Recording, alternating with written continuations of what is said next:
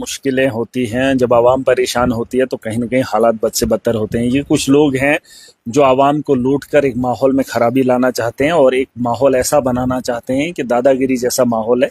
जो चीज़ जेन्युइन नहीं है, लीगल नहीं है, आप कानून का उल्लंघन करके लोगों को लूटते हैं, तो यकीनन उस पर एक्शन होना चाहिए, कार्रवाई होनी चाहिए। और हम जिम्मेदार हैं और इस वक्त जिम्मेदारी ईमानदारी से निभाना हमारा फ़र्ज़ है।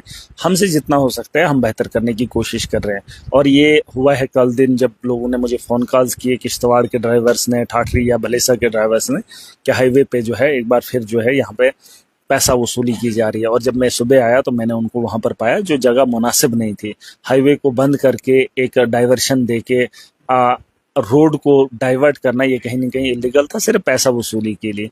तो मैं इससे नाराज था, थोड़ा अच्छा नहीं लगता है। और ये हमारा फर्ज बनता है लोगों को बचाने का काम, इसकी जिम्मेदारी हमने उठाई है, बेड़ा तो हमने उठाया है। डोनेटी को लेकर बार बार आपने कहा कि ये बंद होना चाहिए, लेकिन फिर भी ये चीजें जो है कंटिन्यू करके आपकी सुनी नहीं जा रही। देखिए, सुनने की बात नहीं है, ये लोगों की भी सुनी नहीं जा रही है। 2 आदमी, 4 लोग या 10 लोग जो है आवाम को लूट रहे हैं, इसमें आप भी जिम्मेदार हैं। हर वो आदमी जिम्मेदार है जो देख रहा है, जो जानता है, जो पैसा देने का काम कर रहा है। मैंने सख्ती से मना किया है, आपकी जेब से कोई पैसा निकाल रहा है मत दीजिए, मत दीजिए। क्यों दे रहे हैं आप? आपको 50-100 रुपए क्या अच्छा नहीं लगता है? उतने से आप अपने बच्चों के लिए खिलौने ले लीजिए, खाने पीने के सामान ले लीजिए। एक ड्राइवर जो है बड़ी मुसीबतों से 10-15 हज़ार कमाता है महीने का, है ना? तो अगर उसमें हर रोज जो है 100 रुपया, 200 रुपये या 300 रुपया बचत होती है, तो महीने से आपको 9,000, 10,000 बचत हो रही है। तो आप उसको क्यों नहीं बचाना चाहते? इन लोगों को रोका जा सकता है ताकत के दम पे। आपके पास ताकत है, एक गाड़ी आ गया, कोई लेने वाला है, सीधा बीच में गाड़ी लगा दी, पूरा का पूरा चक्का जाम कर दिया। लेकिन ऐसा नहीं है कि आप सोचेंगे वरना हमारे से क्या होगा, हमने फायदा उठा लिया। तो इसका जिम्मेदार हर वो आदमी है, ऐसा नहीं है कि खाली हमारी जिम्मेदारी है। इस चीज को रोका जा सकता है, लोगों ने मिलकर रोकना है। फिर जब लोग नहीं करेंगे तो हमारी जिम्मेदारी तो बनती है। अगर लोग उसके अहल नहीं है तो मेरा फर्ज बनता है, मैं इस चीज को खुद 3 महीने का टेंडर हुआ, किस तरह से देख रहे हैं? बिल्कुल भी मैंने आपको कहा है हाईवे पे टेंडर चाहे किसी का भी हो, 3 महीने का हो, 10 महीने का हो, 4 महीने का हो, हाईवे पे किसी को इजाजत नहीं, किसी को भी इजाजत नहीं। और अगर इस किस्म का कोई काम करता है, या मैंने कहा सबकी जिम्मेदारी बनती है। आप अपनी जेब से पैसा निकाल के क्यों दोगे? इतनी खुशी तो उनके घर को बनाने की हमारे पास है।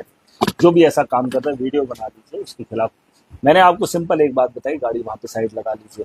ये टेंडर जैसा भी है, जिनको गाइडलाइन दी गई है, इन्होंने क्या कहाँ पे लगाना है और इनको कौन कौन सी चीजें दस्तियाब करनी है, वो उन टेंडर के अंदर बताया गया है कि आपने म्यूनसिपैलिटी में पैसा क्यों देना है, टैक्स क्यों देना है। तो टैक्स देने के लिए वो जो चीजें उनको बताई गई है, जैसे आपके पास जो है प्रॉपर एक पार्किंग होनी चाहिए, प्रॉपर आपके पास जो है बाथरूम वगैरह होने चाहिए, बैठने के लिए जगह होनी चाहिए, उसके बाद आप टैक्स दे सकते हो म्यूनसिपैलिटी को। अगर वो चीजें आपको म्यूनसिपैलिटी नहीं दे रही है, मैं चाहता हूँ आप उस पर भी सवाल उठाइए। ये तो बंद ही हो जाए, टैक्स का खेल डोडा के अंदर खत्म ही हो जाएगा, जहां जहां पर इन लोगों को ये चीजें नहीं है।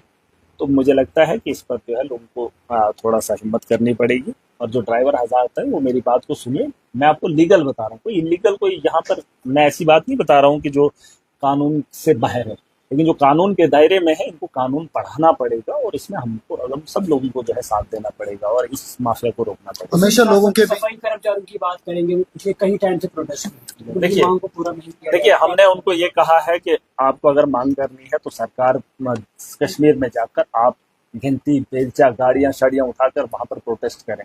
यहाँ पर अगर आप प्रोटेस्ट कर रहे हैं तो कहीं ना कहीं ये अच्छी बात नहीं है। हमने इनको यकीन दिलाया है कि वकील हम आपके हैं, जब भी असेंबली का सेशन लगेगा मैं जोरदार तरीके से आप लोगों की बात रखूंगा और ये हमारी जिम्मेदारी है।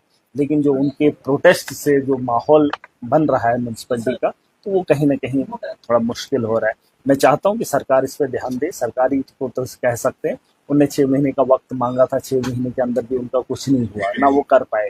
कहीं ना कहीं अफसोस हमें भी है, लोगों को भी है, झूठे वादे किए हैं और ना वो बात कर पा रहे हैं। तो अगर ये यहाँ पे प्रोटेस्ट करेंगे इससे लोग परेशान होंगे। तो अगर प्रोटेस्ट करना है, प्रोटेस्ट करने के लिए एक तरीका है कि आप कश्मीर के अंदर चले जाइए, फुल प्रोटेस्ट कीजिए, हम आपको कोऑपरेट करेंगे। वरना अगर आप यहाँ पे कर रहे हैं तो हम आपके जिम्मेदार हैं, हमें यहाँ से एमएलए हूँ और यकीन दिलाता हूँ असेंबली में बात रखना या उन लोगों तक बात पहुँचाना ये हमारी जिम्मेदारी है। और इन लोगों को मुतमईन रहना चाहिए और अपने काम को करना चाहिए। हक है इनका, लेकिन अगर सरकार ही नहीं कर रही है तो क्या ही करो। कुछ काम है जो हम नहीं छोड़ सकते हैं और जो कुछ काम है जो हमारे लिए करना बहुत जरूरी है, जो जिसका हिस्सा ये भी। और मुझे लगता है कि उन लोगों को समझ आ जाना चाहिए और सरकार को भी थोड़ा बहुत। एक दलाल तो हूँ नहीं मैं, यहाँ पर वो काम नहीं करने आया हूँ जो दलाली से होता है। मैं यहाँ निज़ाम बदलने के लिए आया हूँ, एक नई सोच को लेकर आया हूँ। ये ऐसी तामीर नहीं हो रही है जिससे आप लोगों को लगे कि मेरा काम होना चाहिए, मैं उसके साथ फिर तो मैं सरकार में बैठा था, कुछ काम अच्छे भी हो जाते, लेकिन मुझे वो काम नहीं चाहिए। मैं आवाम को खुददार बना रहा हूँ, आवाम को जगाने का काम कर रहा हूँ। ये इधर से देकर उधर से काम कराना, ये तो मुझे भी आएगा। अरे वो काम नहीं करना है। आवाम को एक नई राह पे, एक नई सोच के साथ लाना, इसमें मुश्किलें आएंगी। वो कौन सा काम है जो कुर्बानियों के बिना आएगा। आज अगर मैं एमएलए बन गया हूँ, मुझे अगर लोगों के काम ही करने होते तो उसी तर्ज पे जैसे बाकी एमएलए कर रहे हैं, हो रहा है नहीं हो रहा है चलता, कौन पूछ रहा है। अगर महराज बोल रहा है तो मुझे कौन सी परेशानी हो रही है। मैं इसलिए बोल रहा हूँ, मैं इसलिए खड़ा हूँ, मैं इसलिए लड़ रहा हूँ ताकि लोग समझे हमने करना क्या है। और खाली महराज को नहीं बनना है, यहाँ हर फर्द को बनना है, हर नौजवान को बनना है। हमने बीडीसी बनने हैं, डीडीसी बनाने और खुददार बनाने, दलाल नहीं बनाने। और मैं दलाल नहीं बनूंगा, किसी का काम कराने के लिए, किसी को झूठा काम कराने के लिए किसी के तलवे नहीं चाटूंगा।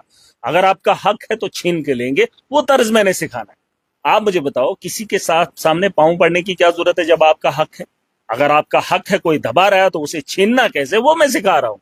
अगर आपको महराज को भी दलाल बनाना है, वो नेता बनाना है, तो महराज वो बनेगा नहीं। मैं तो लेकिन सच कहने से क्या आपके काम नहीं हो रहे? अरे कौन, मैंने कहा जो हमारा हक है वो मैं किसी से छीनने नहीं दूंगा। हाँ, अगर कोई इलीगल काम है तो उसको करने के लिए महराज कभी सर, आपने कहा कि सफाई कर्मचारियों को कश्मीर जाना पड़ेगा, वहां पर प्रोटेस्ट करना, तो वहां तक जाने के लिए उनके पास पैसा होना चाहिए। क्या यहाँ पर उनको सपोर्ट आपको नहीं मिल रही है? देखिए, यहाँ पर प्रोटेस्ट करके आप क्या करोगे। हर मसले का हल किसी जगह पे होता है, किसी मुकाम पे पहुंच के ही होता है। तो मुझे लगता है कि पूरे जितने भी ये लोग हैं, जहाँ पे म्यूनसिपैलिटी के लोग हैं, तो कहीं ना कहीं मुझे लगता है इस वक्त कश्मीर अच्छी जगह है, वहाँ पे भी म्यूनसिपैलिटी है, उन लोगों से बात करके एक जगह प्रोटेस्ट करेंगे ताकि इन लोगों के जहनों तक बात पहुंचे। अगर सरकार तक पहुंचानी है, सेंटर को मजबूर करवाना है काम करने में, और अगर प्रोटेस्ट करना है डोडा में होता रहे, जम्मू में होता रहे, कोई फर्क नहीं पड़ता। मैं कह रहा हूँ कि सरकार तक अगर बात पहुंचानी है, इसके लिए मैं एक तरीका बता रहा हूँ, और मुझे लगता है वहां जाने के लिए इनको कुर्बानी देनी पड़ेगी और अपने काम को। जम्मू कश्मीर की बात करें तो यहाँ पर नेशनल कांग्रेस की सरकार है, उनकी हालत भी काफी ज्यादा खराब है। देखिए, हालत खराब नहीं है, उन्होंने अपनी हालत खुद वैसी कर दी। कब उन्होंने मुंह खोला? एक बार जब किसी ने कहा था, एलजी ने कहा, ये तो उमर अब्दुल्ला ने कहा कि मैंने कब कहा मेरे पास पावर नहीं। एक तरफ से वो कह रहा है मेरे पास पावर है, तो पावर है तो काम क्यों नहीं कर? काम तो करना पड़ेगा। अगर आपके पास, जैसे हम दिल्ली के अंदर सरकार बनाए, जब हमें मुश्किल आती थी हम सुप्रीम कोर्ट जाते थे, हम मीडिया में आकर बताते थे कि मोदी की तानाशाही है, भाजपा की ये चीजें हैं जो ये हमारे अकाउंटेंट डाल रहा है। हम तो दुनिया को बताते थे, ये तो मुंह भी नहीं खोल रहे, ये तो मुंह भी नहीं खोल रहे। अरे मुंह तो खोलना पड़ेगा ना। मैंने कहा इनके हाथ में जो है छुट्टियां, ये कर सकते हैं। मैडम ने पिछले दिनों टाइमिंग चेंज कर दी कि अगर ये टाइमिंग चेंज कर सकते हैं तो मुलाजिम को बेहतर नहीं कर सकते, इंफ्रास्ट्रक्चर को बेहतर नहीं कर सकते हैं। उसके लिए इनको क्या चाहिए? क्या चाहिए? पैसा नहीं है। आपने बजट जब लाया तो बजट लाने के बाद आपने टेंडरिंग क्यों नहीं की? मैंने इनको कहा था अगर पैसा है, आएगा या है, तो टेंडरिंग करवा दीजिए। 7वां महीना हो गया, आप मुझे बता दीजिए, जो लोग मुझे देख रहे हैं, आपको क्या लगता है मैं गलत बोल रहा हूँ? 7वां महीना खत्म हो रहा है, 8वां शुरू होगा, अभी तक कोई टेंडर नहीं निकला है। बोल रहे हैं जब पैसा आएगा, पैसा दिसंबर में आएगा, उस वक्त क्या काम करोगे? क्या काम करोगे? काम करने का वक्त ये है, और इस वक्त ये टेंडर नहीं कर पा रहे हैं, और आपको लगता है महराज सवाल गलत कर रहा है, और ये ताकत इनके हाथ में है, ये टेंडर खाली निकाले। लाइबिलिटी ऐसे भी पड़ी हुई है, तो ये टेंडर निकाले ताकि जमीनी सतह पे काम शुरू हो जाएंगे। ये उसके अहल नहीं है, तो मैं नहीं समझता हूँ इनके हाथ में ताकत है या नहीं। ये काम ही नहीं करना चाहते हैं, तो है इसमें क्या दो रहे। नहीं, आप अगर 12th पास होंगे, आपको बोलना क्या गुनाह है? नहीं, क्या है वो? आपको क्या लगता, क्या डिग्री है? आप मुझे बताओ क्या है। मैं एमए बीएड हूँ, आप क्या पढ़े लिखे, आपकी क्या एजुकेशन है? आप मुझे बताइए, बताइए। आप बीटेक, हाँ, तो मैं थोड़ी बोलूंगा आप एमटेक। अरे जो डिग्री आपकी वो 12th पास है, इतना ही है। अगर इसके ऊपर है तो मैं बताऊंगा वो ग्रेजुएट है। जब होगी तभी तो बोलूंगा। ये क्या कोई गुनाह है? अगर 12वीं पास है ये बोलना क्या गलत बात है? और एजुकेशन का मिनिस्टर होना, मुझे एक बात बताओ, एजुकेशन, अरे सुन लो मेरी बात, एजुकेशन मिनिस्टर बना रहे हैं और तालीम का ना होना। अब बीजेपी के तर्ज पे आप देख रहे हो, मोदी जी अनपढ़ है तो सबको अनपढ़ ही बना दे, ये कोई बात है? और फिर स्कूल अपने बच्चों को क्यों भेज रहे हो? क्यों भेज रहे हो? जब 12वीं तक ये पढ़ना है तो कॉलेज क्यों खोल रहे हो? जब मोदी जी की तरह प्राइम मिनिस्टर बनना है तो स्कूल क्यों खोले हो? खोलो गौशाले, खोलो और कुछ कराओ काम धंधे। फिर स्कूल पे तालीम पे उसको फरोग देने के लिए क्यों ये सोच ला रहे? अरे ये जरूरी नहीं है आप 12th पास हो, मैं मानता हूं उसके पास विजन होना चाहिए, लेकिन एजुकेशन का होना, एजुकेशन है हमारे पास पढ़े लिखे। क्या जो एमएलए हैं उनमें कोई डिग्री वाला नहीं? अच्छे खासे पढ़े लिखे लोग हैं, डॉक्टर रामेश्वर था, उसको नहीं बनाया। और बाकी एक हमारे और पढ़े लिखे हैं, LLB करके लोग हैं हमारे MLA, उनको बना सकते थे, लेकिन नहीं, अपना सिक्का चलाना है। और इसमें क्या बुरा है सकीना इत्तू 12वीं पास, ये मैंने कोई गुनाह कर दिया? अरे अगर है डिग्री, मोदी जी को पूछने में कोई हर्ज नहीं हो रहा है, मोदी जी दिखाओ डिग्री। अरे सकीना इत्तू है 12th पास, मैं क्या बोलूं? अब ग्रेजुएट तब होता है जब आप फाइनल करते हो, जब आप बीच में ही रुक जाते हो तो उसे ग्रेजुएट नहीं कहते। और आप ये बार बार सवाल, मैंने कौन सा बुरा बोलते हैं? 12वीं पास है, 12वीं पास अगर है डिग्री, मुझे बताओ। अनएम्प्लॉयमेंट जम्मू कश्मीर का एक बड़ा मुद्दा है, जिसकी वजह से हाँ तो वो PhD है, वो स्कॉलर है, उन्होंने 20-20 साल पढ़ा है। हाँ तो वो बेरोजगार है। 12वीं पास सकीना इत्तू है, उसको पूछा तो आप सवाल करेंगे? पूछो वो 20 साल 25 साल जिसने तालीम हासिल की, पूछो ना उससे। वो तो रो रहा है, अभी भी परेशान तो है। रोएगा नहीं, इनको को रोएगा। जो लोग कोई कदम नहीं उठा पा रहे हैं, इन्होंने वो अरेंजमेंट एकेडमिक्स में वो उसके थ्रू कॉलेजेस में लगाए, उनको इन्होंने हटा दिया। कोर्ट में जाने के बाद, फीस लगाने के बाद उनको कंटिन्यू किया। यही काम सकीना इत्तू कर सकती थी, यही बात तो मैंने बोली थी। लेकिन तब उसने कहा कि आपको नहीं पता है। अरे मुझे नहीं पता है, कोर्ट ने ही तो कर दिया ना, वही काम मैं आपसे करवाना चाहता है। फिर सरकार का क्या फायदा, उन बच्चों का क्या जिनका नुकसान हुआ? अरे इस मैडम को क्या करना है जो हॉस्टल के अंदर, जब मैंने असेंबली के अंदर ये बात बोली थी इनका ड्रेस कोड लगना चाहिए, तो क्या वो सकीना इत्तू को पता नहीं था ये किसके लिए बोला? वो हेल्थ की मिनिस्टर थी और 8 महीने से लगातार मैंने ये बात की और उसके बाद कोई कार्रवाई नहीं। मैं डॉक्टर मधु की मैंने फाइल दी, एप्लीकेशन दी, उसमें कमेटी बैठती है, एक गवर्नमेंट एम्प्लॉय, एक DC बैठता है, SDM बैठता है, ACR बैठता है, जो उसमें लिखता है कि इसकी डिग्री फ्रॉड है। लिखता है, वो लिखत में है, उसके खिलाफ कार्रवाई नहीं करती है। वो क्या मिनिस्टर है? मिनिस्टर है वो बोलेगी मैं तो प्रूफ थे। अरे मैं किससे कार्रवाई करवाऊं? अरे आप मुझे बताओ, आपके पास कोई प्रूफ है, आप किससे कार्रवाई करवाओगे? तो ये छोटी बातें नहीं कर। अरे सीएम नहीं सुनता आपकी कोई? अरे कौन डिप्टी सीएम, कौन डिप्टी सीएम, कौन सीएम, कौन LG? जिनको यहां मर्जी आएगी उनको ये पैसा बोलता है। आपके पास माल है, आप कुछ भी कर सकते हैं। तो आप PM तक नहीं जा सकते? अरे PM CM वो छोड़िए, वो बात की बात है। आप किस तक गए? आपको मिला इंसाफ? आपको मिला? आपको मिला? अरे आप अपनी बात कीजिए, ये मत बोलिए। ये मैं 2-3 अरे दिन से लगा हूं, मैं वही कह रहा हूँ, नहीं मिले। उम्मीद रखिए, उम्मीद मुझे भी है, उम्मीद मुझे भी है, उम्मीद रखिए। लेकिन आपको अरे सुन लीजिए, आपने क्या किया? अगर इनसे मत रखिए। अगर आपको मालूम है कि डेमोक्रेसी के अंदर ये सब, मैं वही उसी के लिए तो मैं लड़ रहा हूँ। अरे सुन लो, मैं जब वहां पहुंचूंगा ना तो इंसाफ मिलेगा। जब मेरे जैसा आदमी, मेरी जैसी सोच रखने वाला, इस मुल्क को बेहतर बनाने वाला वो आदमी जब उस कुर्सी पे बैठेगा तो यकीनन बदलाव आएगा, यकीनन इंसाफ होगा। लेकिन अगर आप ऐसे लोगों को, गधों को बिठाएंगे तो गधों से उम्मीद मत रखना। इसलिए मैं कह रहा हूं कि अच्छे लोग सियासत के मैदान में आए, वो कुर्सियां संभाले और अपने अवाम की बेहतरी के लिए इक़दाम उठाएं।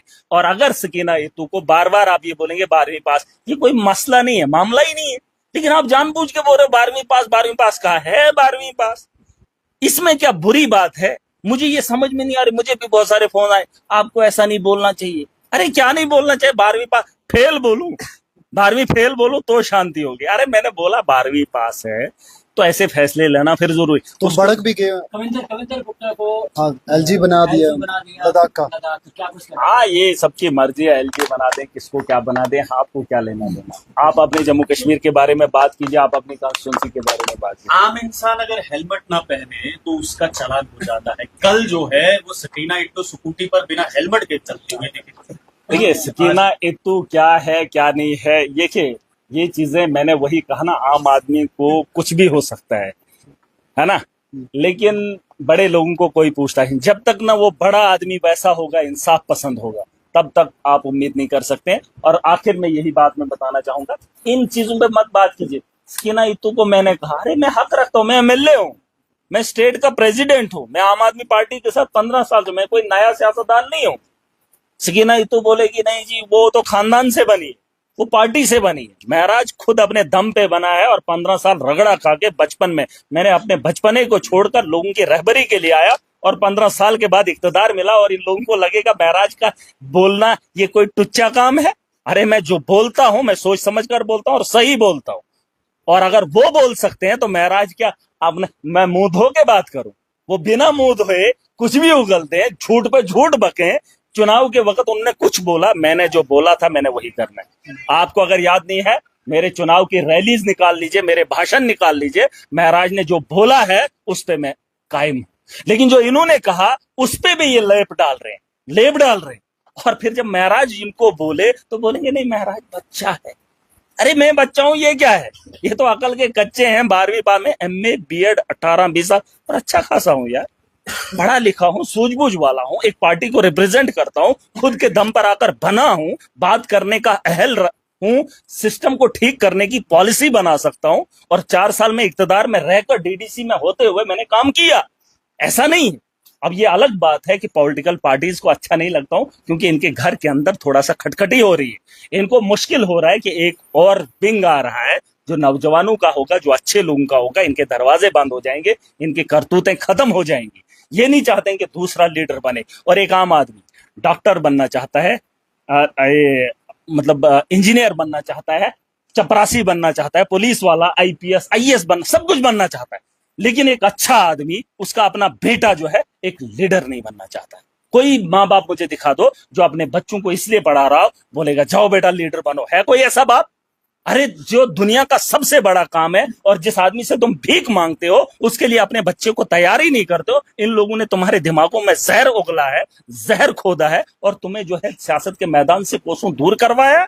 और महराज लोगों को सियासत के मैदान में लाएगा और अच्छे लोग दुनिया का बेहतरीन काम जिस दिन करेंगे उस दिन हमारा मुल्क बहुत बेहतर होगा। अच्छे लोग। आज कश्मीर में जो है वो बवाल देखने को मिला। CM उमर अब्दुल्ला को जो है वो रोकने की कोशिश की। 13 जुलाई को लेकर जो है आपका क्या कहना? देखिए 13 जुलाई के बारे में मुझे इतना पता नहीं है, लेकिन जो भी कत्ल हुआ है, जिन लोगों को भी सजा हुई है, गलत हुआ है, मुझे उसके बारे में उतना इल्म तो नहीं है। लेकिन इस मुद्दे पे बात क्या कर रहे हैं? अब ये मुद्दा बना के आप इतने साल पीछे जा रहे हो, कल की बात क्यों नहीं करोगे? वही उमर अब्दुल्ला जिसको अंदर किया है, उसके जो नेताओं को अंदर किया है, तुम उससे साबित क्या करना चाहते हो? क्या करना चाहते हो, चाहे NC के लोग या BJP? अरे तुम ऐसी बातें क्यों कर रहे हो? लोगों को उस जहन में क्यों ला? यहां मैंने कई बार कहा था, आपने अपने दादा जान को याद किया, उसके पापा को याद किया, जिसके यहां पर जब वो गिरदावरी निकालते हैं ना, बाप तक पता है, दादे तक पता है कि फलाने का फलाना, लेकिन उसके पीछे जब जाओ ना, उसके बाप का नाम ही का पता ही नहीं है। पूछ लेना किसी को जब नकल निकालते हो। हैं? यहां पर बताएंगे फलानी डेट को, बस उसको मुद्दा बनाकर लोगों का जहन, वो गाली उसको देगा, वो बोलेगा नहीं डोगरों ने अच्छा किया, कश्मीरियों को ये हुआ। ये कोई तरीका है? अरे 2025 की बात करो, 26 की तैयारी करो, 50 की बात करो, महराज सुनेगा। तुम पीछे मुड़ के ले जाओगे, आप जी उसका करेंगे। ये BJP वालों और NC को अच्छा लगता है, लेकिन लोगों को इस जुमरे में नहीं लाओ, इस मसले में मत लाओ। पुरानी बातों को छोड़कर कल की बात करो, महराज सुनेगा। ये भी कहा जा रहा है कि अगर महराज को भाजपा LOP बना दे तो महराज भाजपा ज्वाइन की। हमने सरकार अपनी मर्जी से सपोर्ट किया था, अपनी मर्जी से छोड़ दिया। हम वो बांध कर कुत्तागिरी नहीं करेंगे। हम जो भी काम करेंगे ठोक के करेंगे, आवाम के लिए करेंगे। इनको लगता है हमें सियासत का, ये सत्ता का शौक है।